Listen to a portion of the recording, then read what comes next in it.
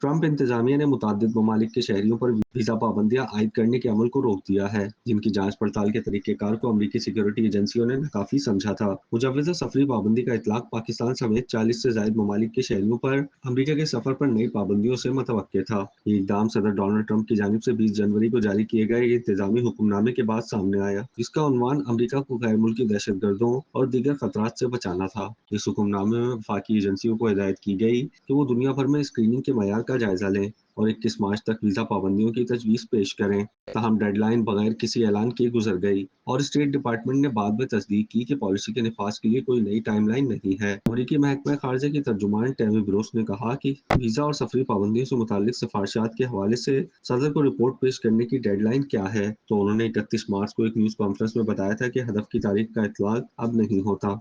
लेकिन आपको बता सकती हूँ कि हम इस पर काम कर रहे हैं कि एग्जेक्टिव ऑर्डर में क्या कहा गया है, जो कि सफरी पाबंदियां नहीं है बल्कि दूसरे ममालिक की पाबंदियों की नौयत है। आया वो अमेरिका में दाखिले के लिए जरूरी सिक्योरिटी और जांच पड़ताल के मयार पर पूरा उतरते हैं या नहीं। क्या आप कारोबार की तशहीर चाहते हैं या सोशल मीडिया प्लेटफॉर्म मैनेज कराना चाहते हैं, तो देर कैसी, अभी राब्ता करें ओनली न्यूज की टीम से। हमारा कॉन्टेक्ट नंबर आपकी स्क्रीन पर है।